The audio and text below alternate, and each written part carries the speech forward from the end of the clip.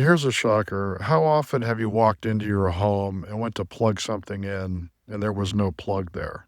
Electrical and lighting design is an often overlooked, undervalued aspect of design, and it does not help you achieve your goals when you were dreaming about your new custom home.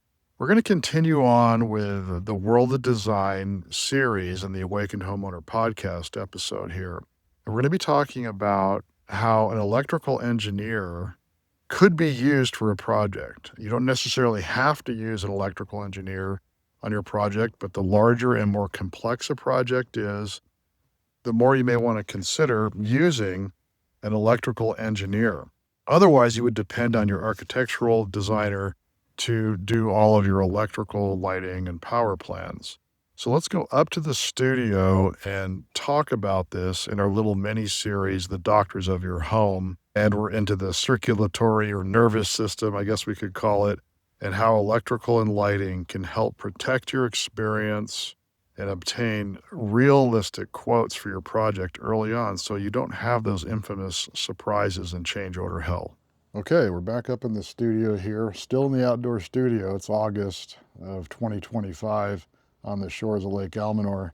And we're in our mini series called The Doctors of Our Home. If you went to the previous episode, I opened that up with the structural engineer, that is the bones of your home. Then we got into the mechanical HVAC design, the respiratory system of your home.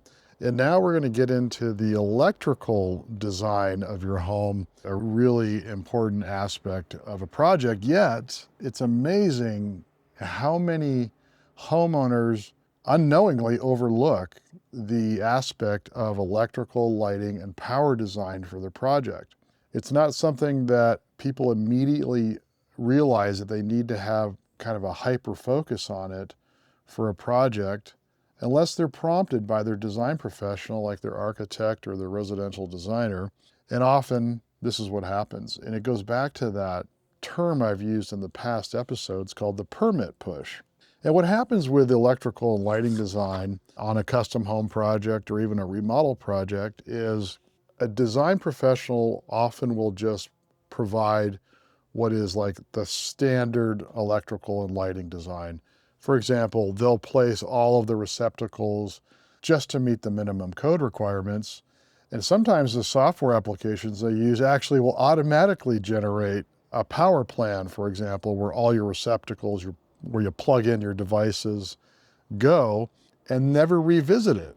And the same thing can happen with lighting design, where just the basic minimum is generated so that it meets the current code requirement and that it can be used to submit for a building permit. And unbeknownst to a homeowner, don't really understand or realize the importance of paying attention to this.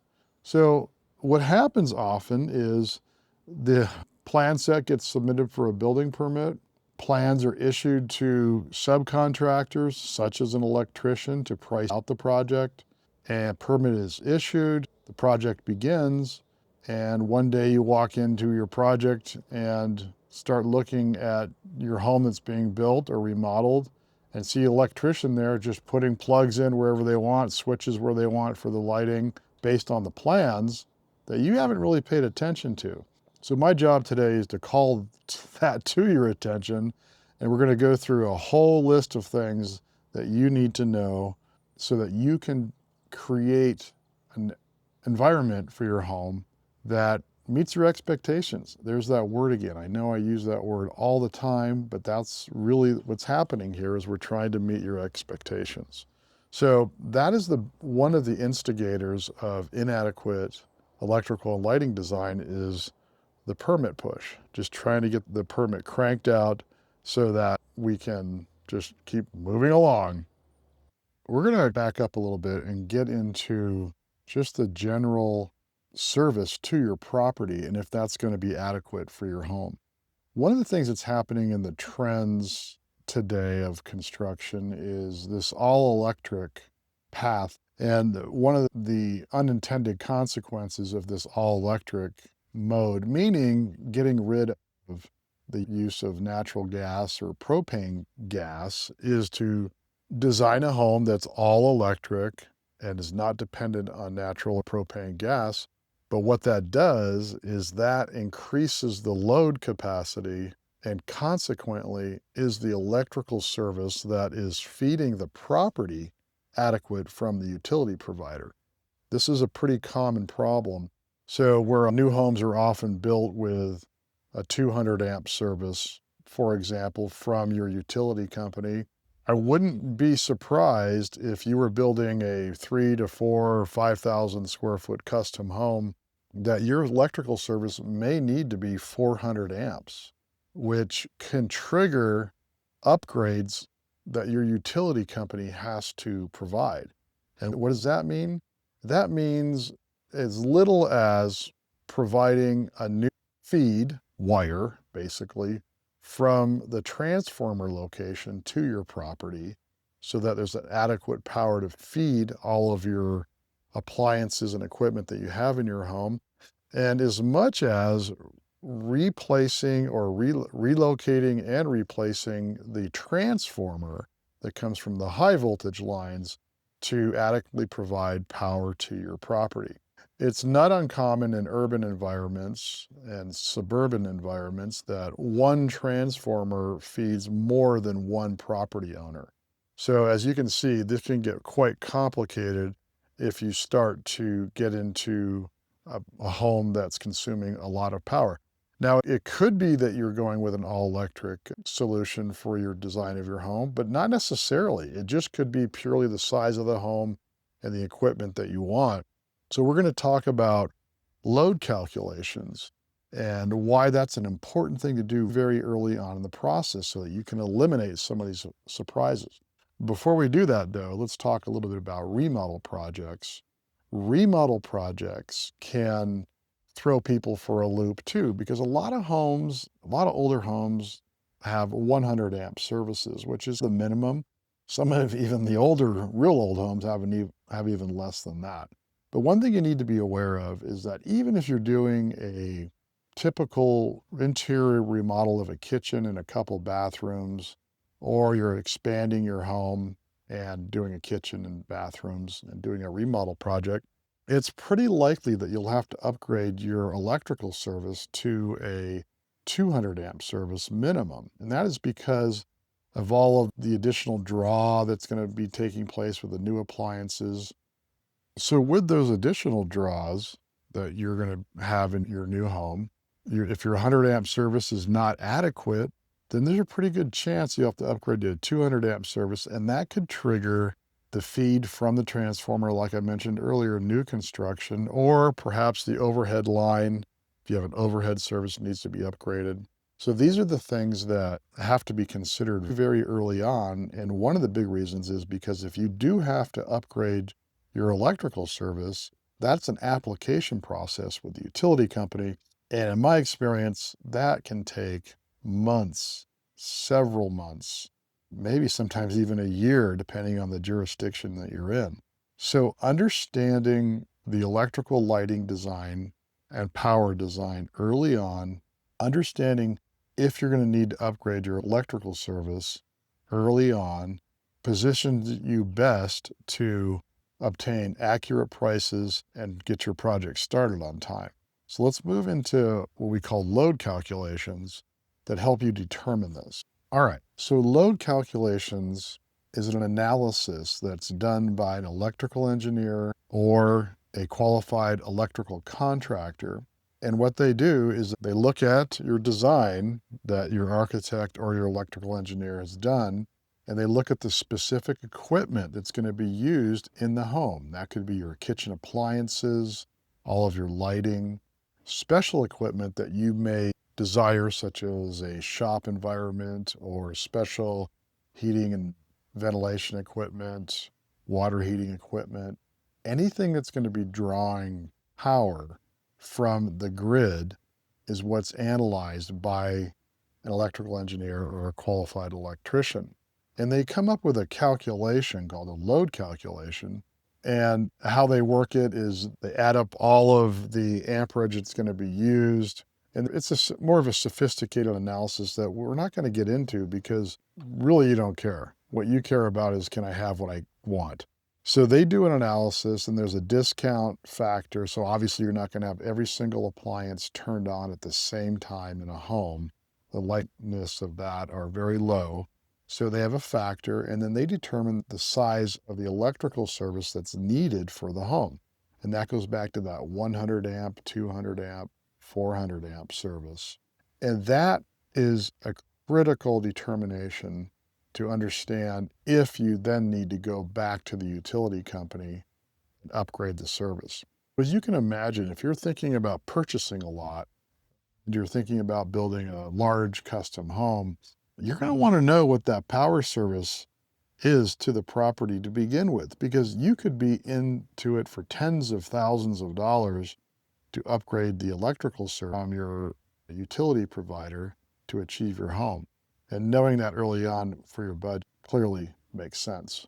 Now, and with a load calculation, you'll be able to determine and make educated design decisions, such as maybe I don't need this, or maybe I do want that. And maybe I do need to budget another $20,000 for electrical service upgrade.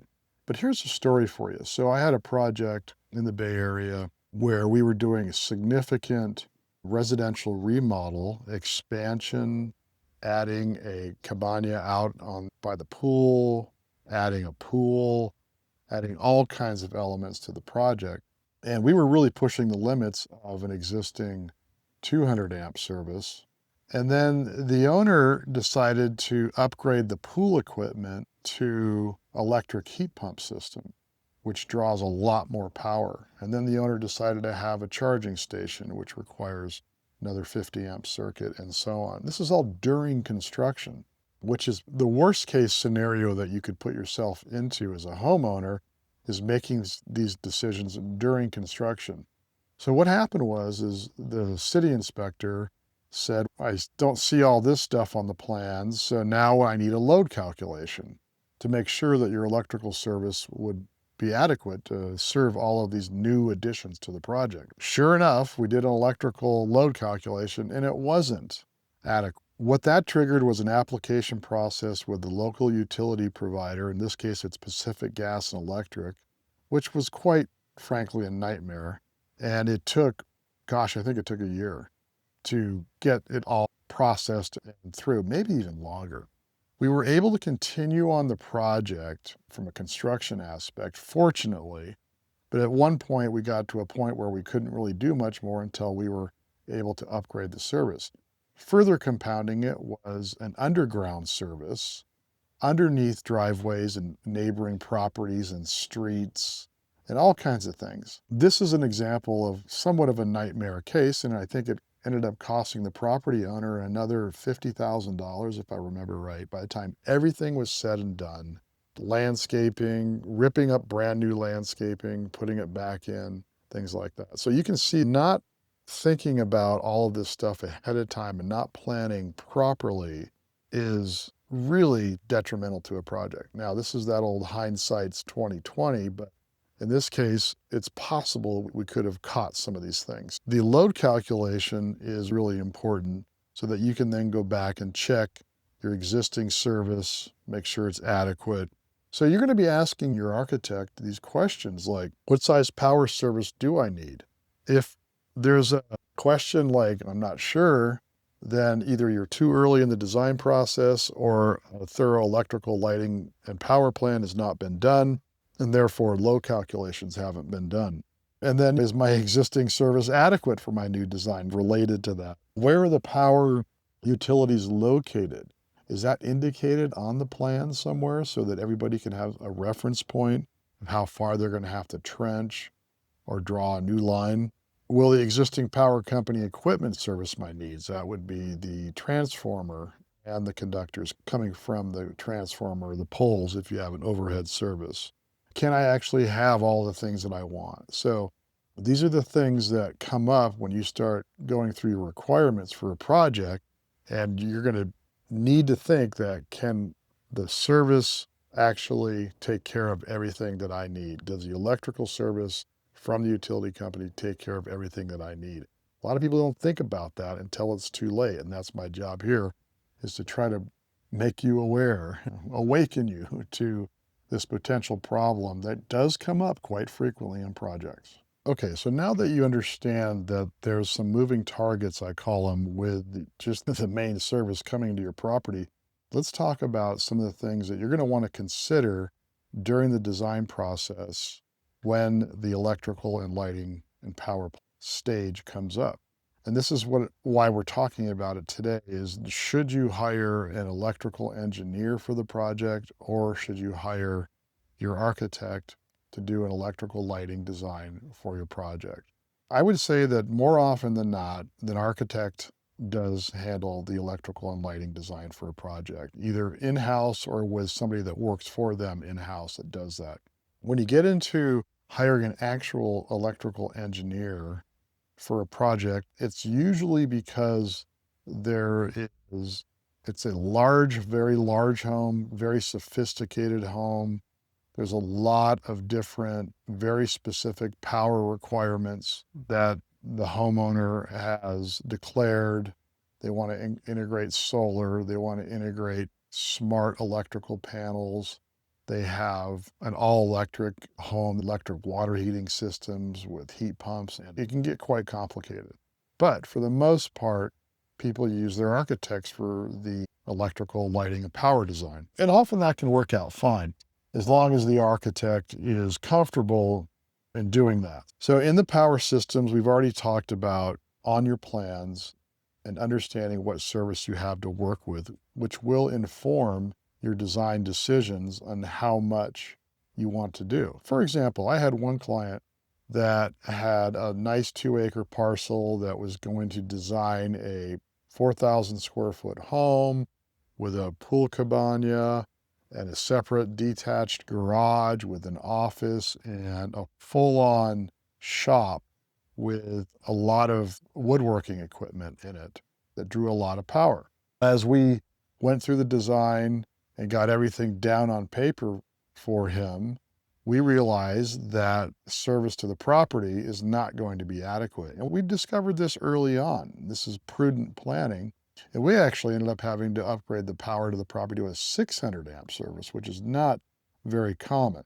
So, at least in single family residential. So understanding that your requirements will drive that, and asking some of these questions early on so that you can either adjust your requirements or know you're going to have to pay a bunch of money to upgrade the service. Your strategic power planning, we're talking about, in the electrical plan aspect of the project. You'll have to consider all of your general power receptacles in the floors and the walls, in the ceilings, things that you know that you would want in locations where you want for your special needs, such as home offices and workshops and your charging stations, and where you're going to plug in the curling iron and the blow dryer, all these little things that you care about.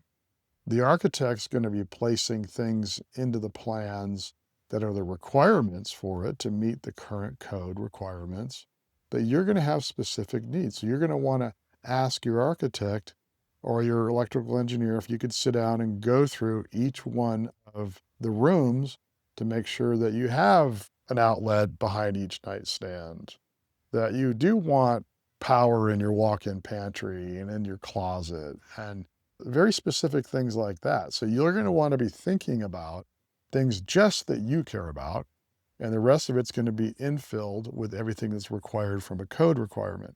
You'll also want to be picking out all of your kitchen appliances, all your bar appliances, anything that is going to be an electrical appliance for the home, because those draw power. And you're going to need to indicate what make and models those are.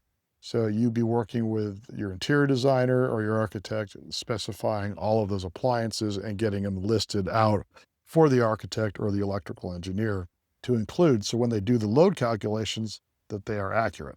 We're going to have a separate episode called Low Voltage Consultants, which has to do with the home automation features that you could include in your home.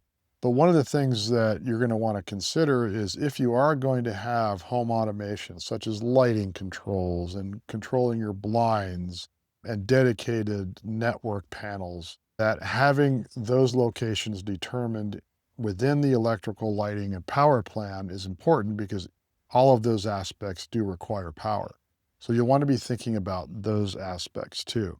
If you're planning to do a solar panel system, you're going to want to declare that to your architect or your electrical engineer because that is going to require certain design aspects to include in the electrical lighting and power plan.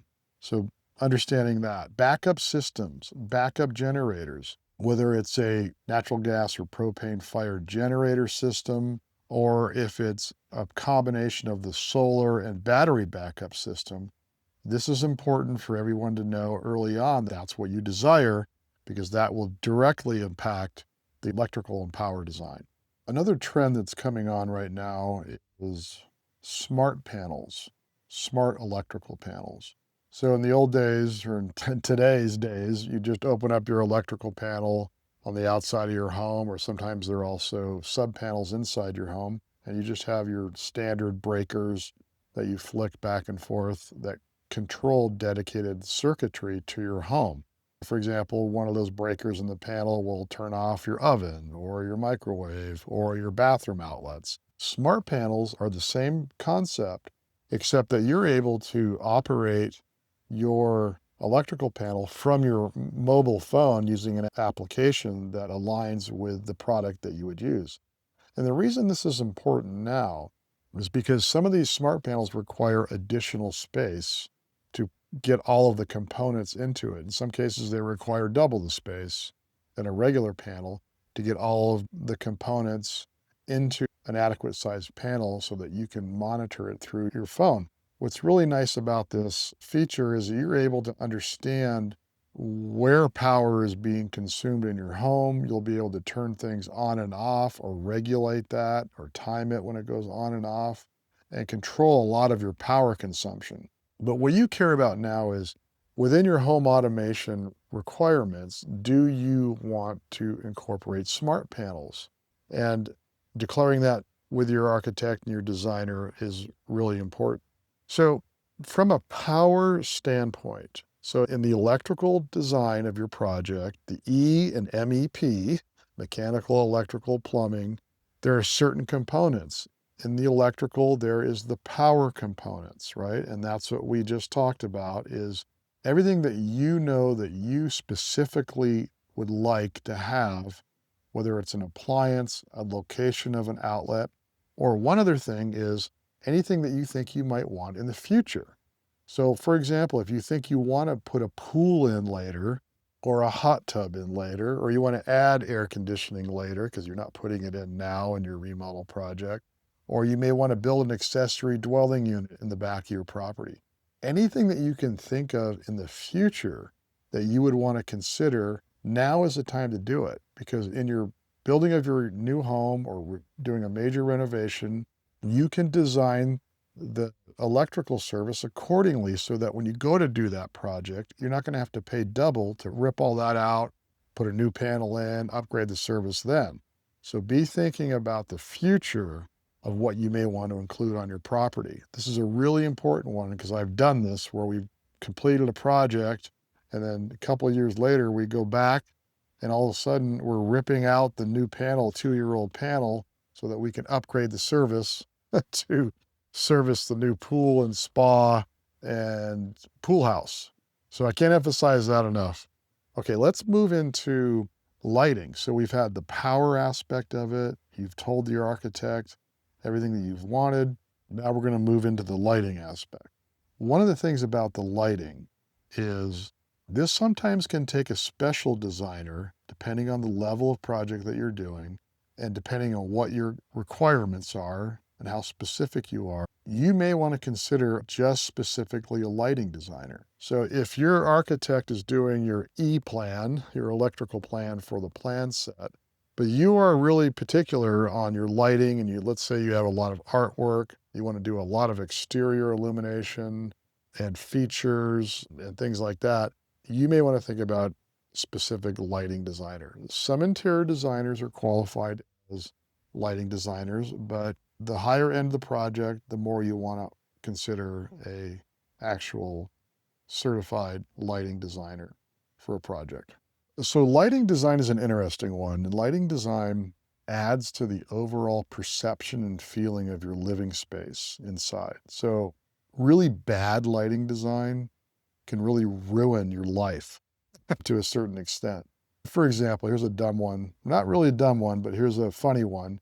You're working in your kitchen and you have nothing but shadows on the countertops from your own head. And that's because the recessed lights were not put in the proper locations in the ceiling. And it's casting a shadow because the recessed lights are just enough behind you that you're now working in the dark.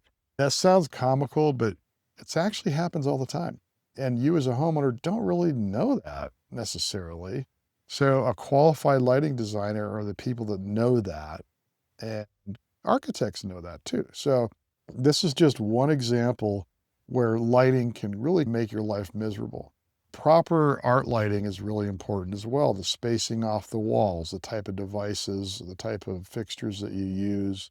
Everything nowadays is all going to LED, and understanding the color of LED, they call it the CRI, color rendering index, and the Kelvin, which is you may see on light bulbs 2700, 3500, 4000. The higher the number, the bluer, the colder the light in general. Lighting designers and architects know this and will specify the fixtures that they feel are appropriate, and hopefully by engaging with you so that you can understand what are the variables out there. If you go with a 3500 Kelvin light color, we'll call it, that's going to be neutral, maybe a little on the warmer side. 3000's even warmer. 2700's even yellow, warmer. So be aware of that and understand that there are options for you. So the locations of the lighting, the type of the fixtures that'll be built into your home is really important, because you could walk into your new home on Monday with the keys in your hand and everything's yellow. And it's because you weren't made aware, you didn't know, and now you've got a whole bunch of light fixtures that are the wrong color. Now, here's something that's interesting though. A lot of the recessed lighting fixtures now that you see these days have a little switch inside them, and you can change the color right there, which is really cool. So if everybody set them to 2700 and you didn't like it, you might be able to pull the recessed can light down and kick it over to 3500 or something like that. You get a much cooler, more natural light. So that is a really important one. The other one that is really critical is the switching and how all these devices are switched. Where are they going to be switched? Where are the switches going to be physically located in the room? And then where those locations are, which one controls which? Because as in a lot of homes, there's multiple devices, multiple switches controlling different zones of lighting. And a good architect, a good lighting designer will specify which switches do which zones. And then they will walk it through with you to make sure that works with your lifestyle.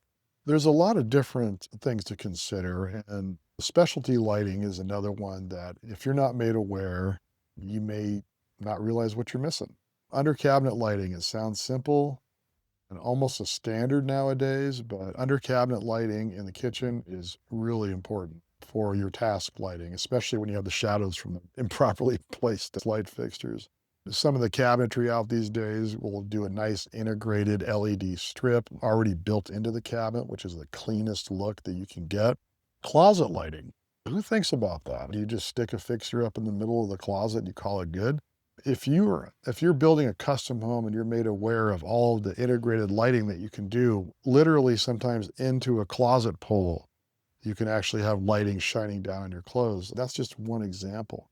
Attic and crawl space lighting, if that's not a requirement, so therefore the minimal electrical plan that doesn't have any of that, but how much does it really cost to run lighting inside the attic? Just basic lighting so that when you go to work in your attic or a technician comes to work in your attic, they flick a switch and the whole attic space is lit up. To me, that's a really smart thing to do, but if you're not aware of that's even a possibility, it probably won't get done, and that's what we're trying to do. Things like lighted mirrors, vanity lighting, landscape and security lighting, outdoor lighting is really important. It sometimes gets overlooked. So this is just an example of the benefits of hiring a qualified either electrical engineer, lighting designer, or engaging with your architect to make sure that these things are really being thought of, that you can try to improve the quality of your life as much as possible with lighting. The coordinating lighting design with everything else that goes on in a project is really important. And this is a big part of an architect's job. And what I'm talking about is when you look up at your ceiling and you see your pendant lights hanging down over your island, and maybe you have speakers mounted in there, and you have fire sprinkler systems, and then you have fire sprinkler heads, I should say. And then you have exposed beams and chandeliers and recessed lights.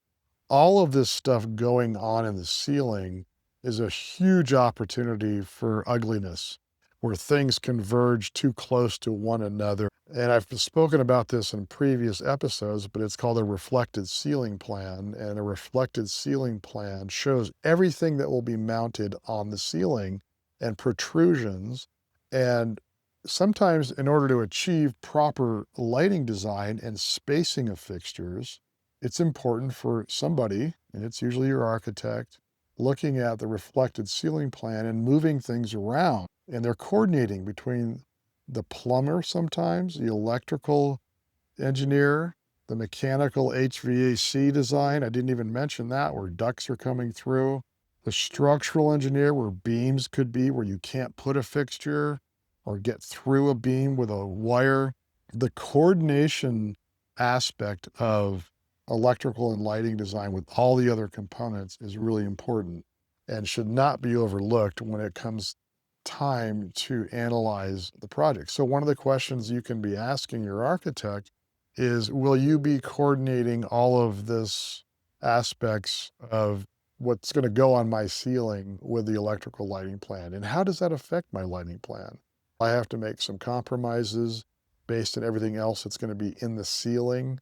Asking these questions lets your architect know that you know a little bit now and you care and you want to understand as much as possible. So there you go. That's the lighting aspect of it. There's one other element I don't want to forget to mention, and that is specifying the lighting fixtures for the project. Now, often an interior designer will help you with specifying the lighting fixtures. And the reason that is because it's usually coordinated with some of the other finishes throughout the project, the interior style, the architectural style. So it's not uncommon for an interior designer to specify all of the lighting fixtures. And what I mean by that is any of the pendant lights hanging down from the ceiling, any of the chandeliers, any of the lights mounted in the vanities to the sides of the mirrors, outdoor light fixtures around the perimeter of the home. The reason this is important is because the location of where these fixtures go is often relative to the shape and style of the fixtures. So for example, if you have a light fixture in the vanity that comes off the wall and sticks up versus off the wall and sticks down, that could directly affect the height that those fixtures are placed. And in interior design and architectural design, they often do interior elevation drawings that show you the view of your vanity wall, we'll say. And they'll show the mirror and the vanity and the sink, and then they'll have the light fixtures drawn on the plan, and then they'll even have a measurement on there off of the floor of where the electrician should put the fixture. Now, I say that, but it's not very often. I would say it's more often than not that you don't see any of that stuff. You don't see the measurements on the drawing.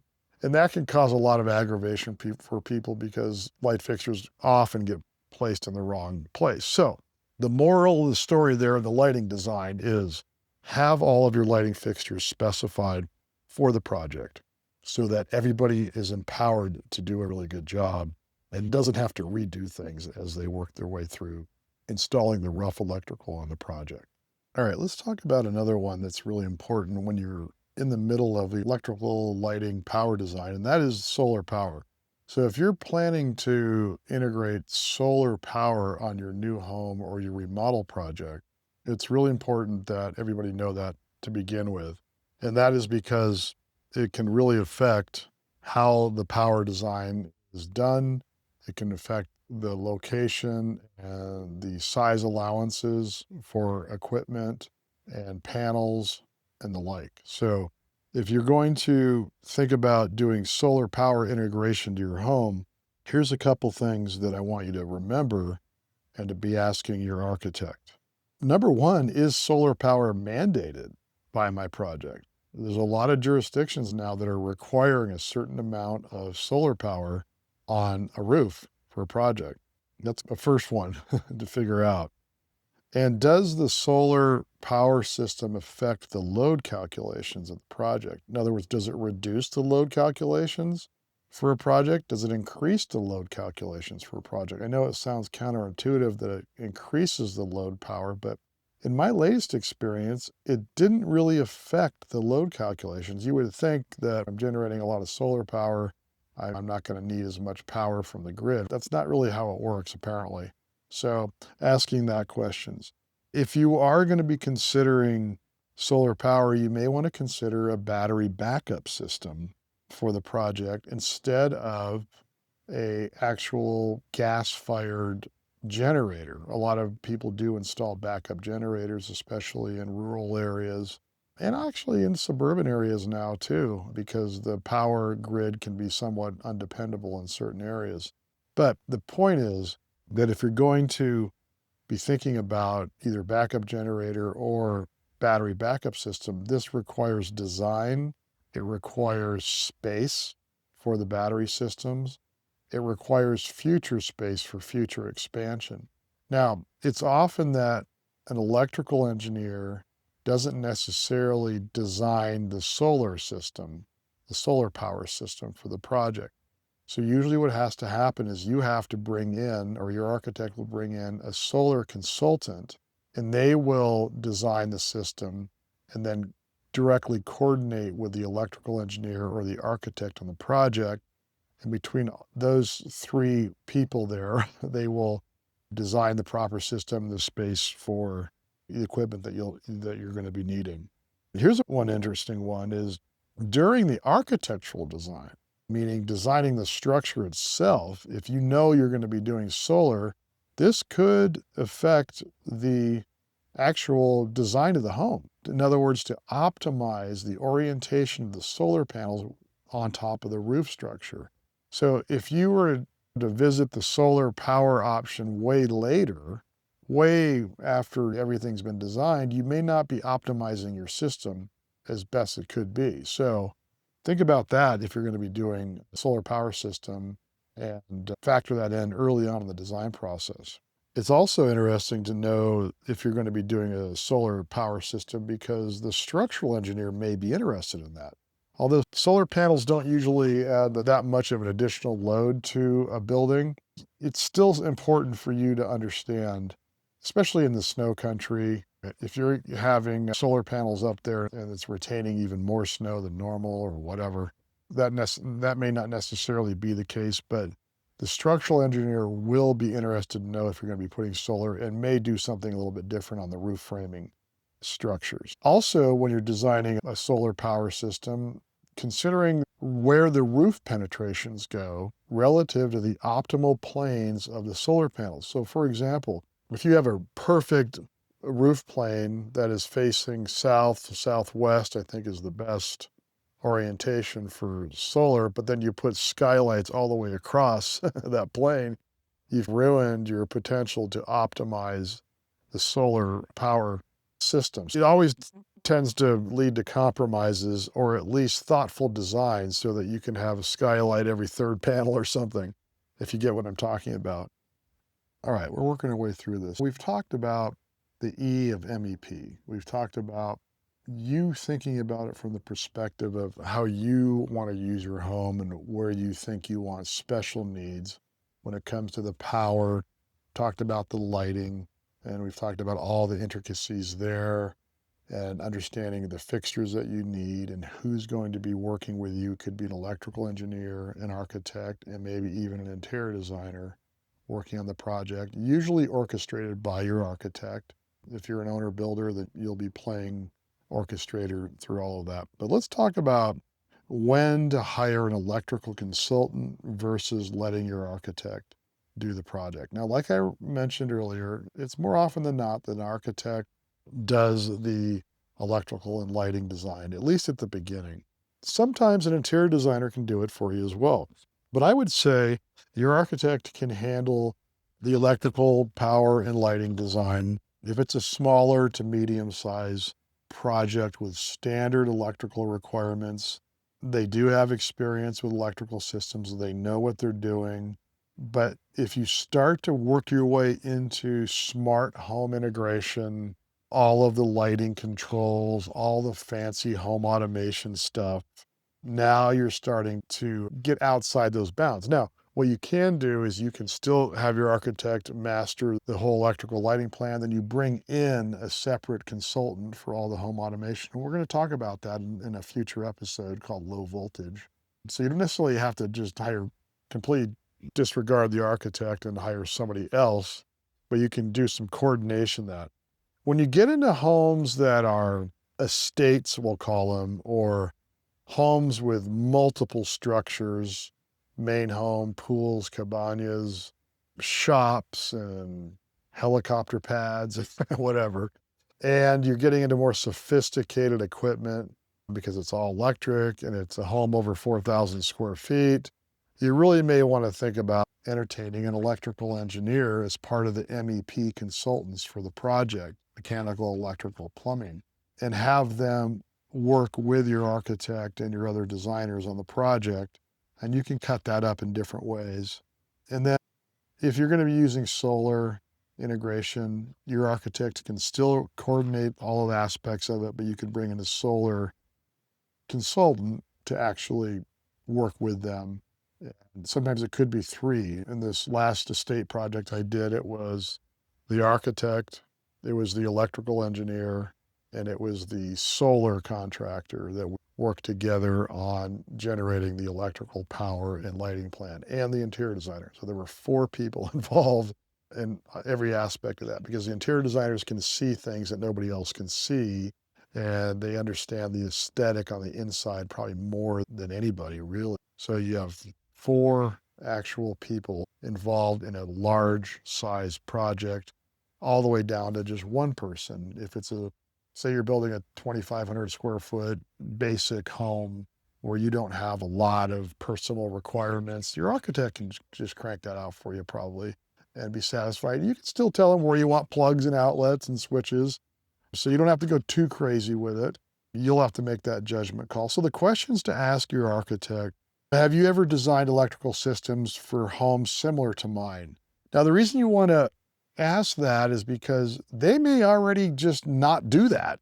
They may have an electrical and lighting designer that they work with that they just automatically have somebody else do that no matter what. And that's good for you to know, because then you can ask questions like, or is that somebody that I need to be interacting with? Or will we just work on it together? And then another one is, do you work with qualified electrical contractors during design? So are we bringing in an electrical contractor to consult with on the project? I haven't mentioned this earlier, but sometimes the people that actually install the systems have some of the best input for a project because they've seen the result. They've seen a lot of results. They've seen more results than architects have because just think about it, they're servicing multiple architects, multiple general contractors and home builders. So bringing in an electrical contractor early on is not a bad idea. And also, this can help you get preliminary cost estimates as well. So that's another good one. How about this one for your architect? How do you handle load calculations and utility coordination? So do they do the load calculations? Does this electrical contractor consultant, electrical contractor they bring in, does the electrical design, who handles that? And who's thinking about that early on, especially if you're building a more complex project? And then what's your experience with solar integration? So most architects don't deal with that. They just bring somebody in. But again, you're laying the groundwork. You're letting them know that you're thinking about this stuff and that you're going to want it addressed on the project. You can also ask your architect, is this a project that you think warrants using an electrical engineer to do the electrical and lighting plan? Or should we just bring in an electrical engineer as a consultant? Or do we need any of that? So you can ask them those type of questions as well. And that leads me to one kind of, not warning, but just something that you should know. Electrical engineers or agencies, we'll call them. So there's a lot of agencies that specialize in mechanical, electrical, and plumbing, MEP. And they're usually agencies, and often they have dedicated people for each of those MEP trades. You can also find individuals that just focus on electrical, individuals that just focus on mechanical, but it's probably best to use an agency because they're all communicating and talking to each other. But one thing I want you to be aware of is that a lot of MEP agencies do a lot of commercial work, institutional work, and that sometimes their custom home work is secondary to their primary larger scale projects. My recommendation is to find an MEP agency that is specific or at least has a core level of services to residential home construction.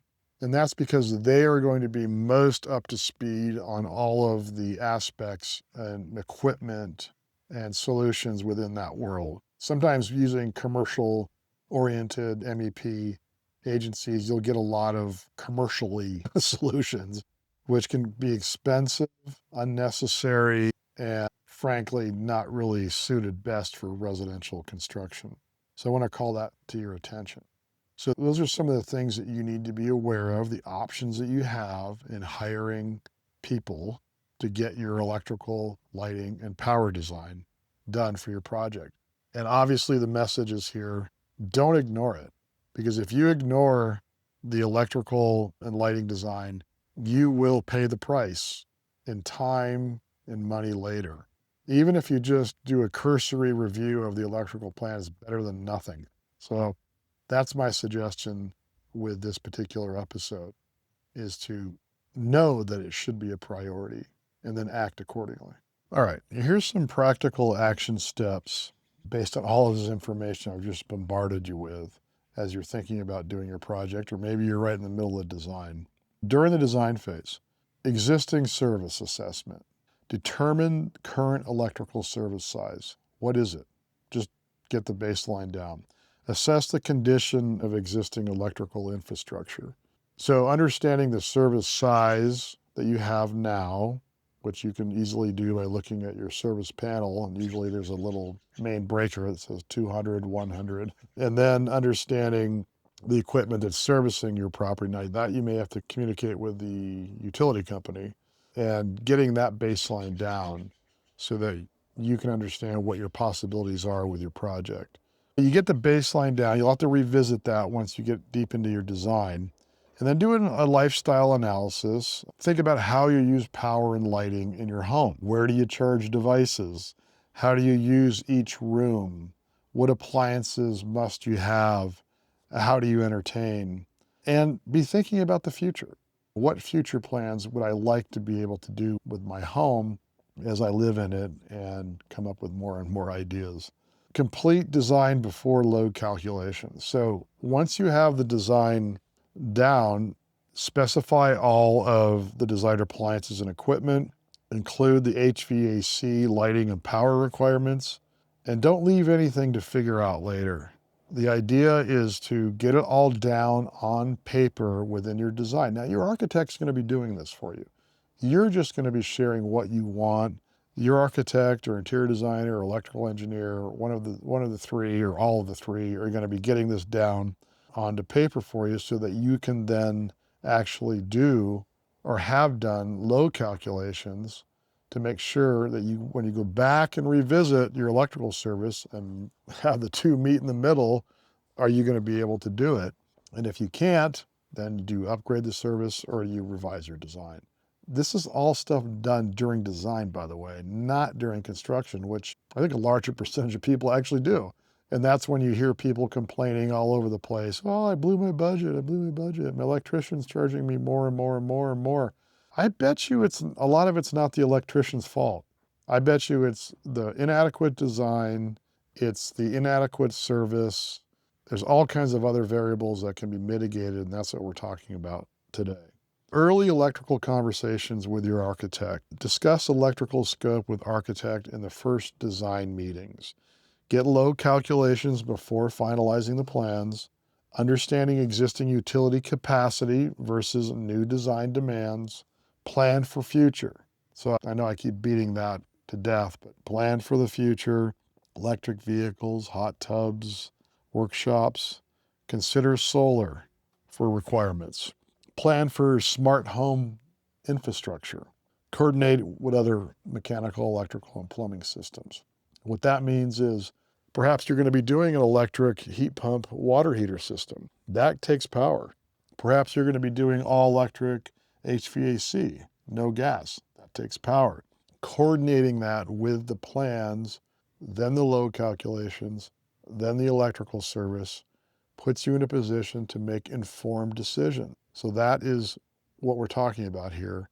And all you need to do as a homeowner is raise the flag and ask the questions, and your team, your design team, will help you figure it out. Now, really good architects and designers will prompt you with all this stuff, but we're not going to count on that right now. We're getting you informed so that if you feel like you're not getting prompt, you're able to ask the right question. So let's go back to questions one more time. What's our current electrical service size and condition? How are you calculating our electrical load? What's our current utility capacity versus what we'll need? Have we included all our desired appliances in the load calculation? That's a big one because sometimes things get left off. How are electrical, lighting, and other systems being coordinated? So that means with the mechanical ductwork, with the plumbing, with the structural. That was that reflected ceiling plan I was talking about. How is all that getting coordinated? Are we putting equipment on top of each other? Are we allocating dedicated spaces for each one? What will utility upgrades cost if needed? Now, they may not know the exact answer to that, but it's something that people with experience, especially electrical contractors, if you've engaged one early, they're going to be able to answer that question for you. Can our existing service support our complete design, or do we need to modify our plans? So that's just related to all the previous questions before. But these are the ones that need to be asked, because guess what? Who's left holding the bag when everybody's appeased you and given you exactly what you want? You've got this beautifully designed home and pool and spa and cabana and everything, and then all of a sudden the power's not adequate. Guess who's holding the bag? You, because it's your property, it's your home. Sure, they probably should have asked you some questions, but they didn't. So we're helping you position yourself, because if you have to spend $50,000 to upgrade your electrical service, that may influence other decisions. Maybe you won't have 3 Sub-Zero refrigerators in your kitchen, or you'll make informed decisions that otherwise would leave you behind the 8 ball, and then you're at the mercy of everybody else because you've already ordered all your refrigerators, and now they're going to come knocking with a $50,000 change order. It's about empowering you, right? Remember those principles: enlighten, empower, and protect you, so that you can still make informed decisions by being in the driver's seat. That's what we're trying to accomplish here. So let's keep in mind that the electrical trade for a project is often one of the most expensive beyond the actual construction, foundation, framing of the project. And it could be well into 8 to 12% of the cost of a project. So if you're building $1 million home, it's likely your electrical could be $80,000 to $120,000, something like that. I would not be surprised. So these are big numbers, and sometimes even more than that. If you get into all the home automation stuff, you could easily add 50% to that number, depending on what your requirements are. So this is one of the cost categories that we don't really want to mess with. And then if you start having to add utility upgrades, that can totally blow that out of the water. And then you could spend 2 to 5% maybe even more on the home automation aspect of a project. And solar systems can cost you $15,000 to $200,000. If you're going to do a really high-end solar system with the best battery backup systems in the world, for the most part, $15,000 to $40,000 for solar systems. So let's wrap this up. Electrical design is about lifestyle optimization, not just meeting code, right? Unless you're like just trying to build the cheapest home on the face of the earth, we're going beyond just meeting code. We're trying to tailor something to your lifestyle so that when you walk in, it feels great, it looks great, the switch is where you thought it was going to be. Load calculations are essential before finalizing plans. Coordinating between electrical, solar, and low voltage, your home automation is critical. The right time to address electrical is during design, not construction. You'll still have changes in construction, guaranteed. And your involvement in electrical planning prevents scope creep and budget disasters. This is just one more of those things that you can do to put yourself in the driver's seat so you're not one of those people on Facebook groups bitching and moaning about how your budget's blown because your electrician keeps charging you more. So remember, great electrical design is invisible. You never think about it because everything just works exactly where and how you need it. That takes thinking, that takes design. That's the goal we're shooting for. Until next time, this is Bill Reid with the Awaken Home podcast.